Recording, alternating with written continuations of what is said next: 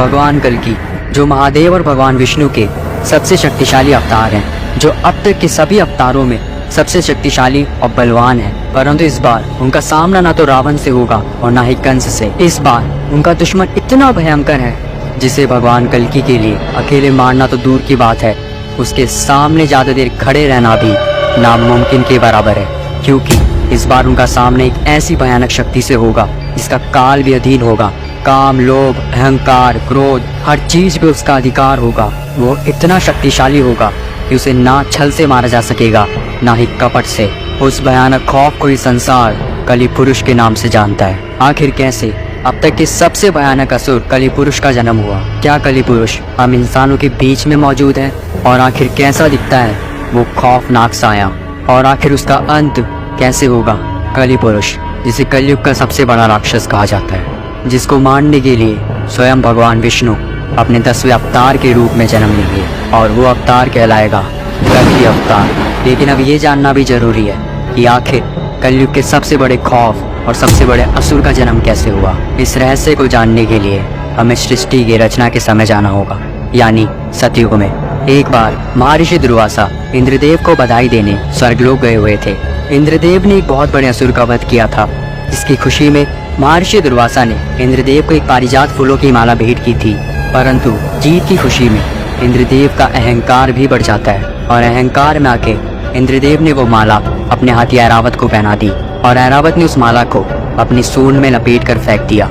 अपने उपहार के इस अपमान देख महर्षि दुर्वासा का क्रोध अपनी सारी चरम सीमाएं पार कर चुका था, जिसके बाद महर्षि दुर्वासा ने इंद्र सहित पूरे स्वर्ग को श्राप दे डाला कि अरे वो इंद्र, तुझे श्री का बड़ा अहंकार है ना, तो जा, आज मैं तुझे और सभी देवी देवताओं को श्राप देता हूँ कि तू और सभी देवी देवता श्रीहीन हो जाएंगे। जिसके बाद सभी देवी देवता भगवान विष्णु के पास पहुँचे।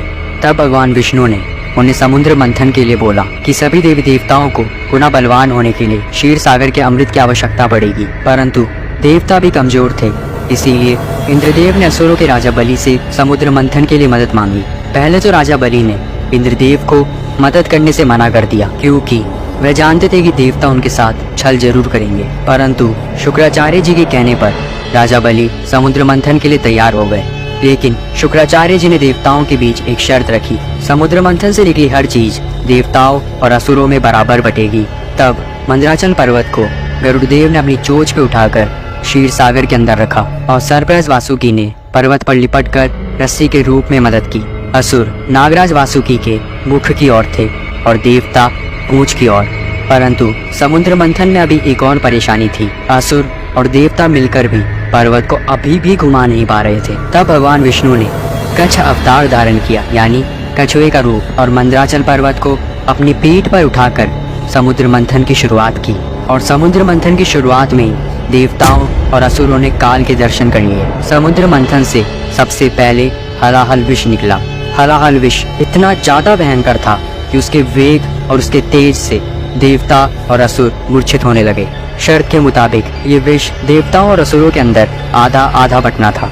परंतु हलाहल विष इतना ज्यादा भयंकर था कि उसके तेज को झेलने की शक्ति ना तो असुरों के अंदर थी और ना ही देवताओं के अंदर। तब जाकर भगवान विष्णु के कहने पर महादेव ने उस हलाहल विष को अपने कंठ में धारण किया। पर सोचिए, जब स्वयं महाकाल तक उस विषपान को सहन नहीं कर पाए तो कितना ज्यादा भयंकर होगा। भगवान विष्णु के कहने पर महादेव ने विषपान तो कर लिया था, परंतु उनके कंठ में बहुत ज्यादा पीड़ा होने लगी। पर स्वयं माता आदिशक्ति ने उस विष को महादेव के कंठ में ही रोक दिया और हलाहल विष से उत्पन्न पीड़ा तक को नष्ट कर दिया, और इसी कारण महादेव का नाम नीलकंठ पड़ा।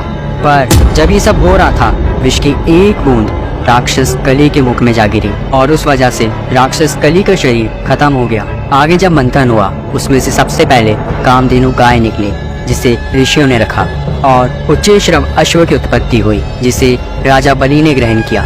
ऐरावत हाथी को देवताओं के राजा इंद्र ने ग्रहण किया। कौस्तुभ मणि और शंख को भगवान विष्णु ने धारण किया। इसके बाद निकली संजीवनी बूटी, जिसे पृथ्वी पर एक सुरक्षित स्थान पर स्थापित किया गया। ये वही बूटी थी जिससे रामायण काल में भगवान लक्ष्मण को पुनः जीवित किया गया था, जब उन्हें मेघनाथ द्वारा घायल कर दिया गया था। इसके बाद धन संपदा लेकर माता लक्ष्मी उत्पन्न हुई। लक्ष्मी जी को देख देवता और असुर दोनों ही चकित थे। वो दोनों ही माता लक्ष्मी को अपने पास रखना चाहते थे, परंतु लक्ष्मी जी ने खुद भगवान विष्णु जी को ग्रहण कर लिया। इसके बाद निकले चंद्रमा, जिन्हें भगवान शिव ने ग्रहण कर लिया। इसके बाद पारिजात वृक्ष और कल्प वृक्ष निकला, जिसे स्वर्ग में स्थापित कर दिया। फिर निकली रंभा, जिसे अप्सरा बनाकर स्वर्ग में रखा गया।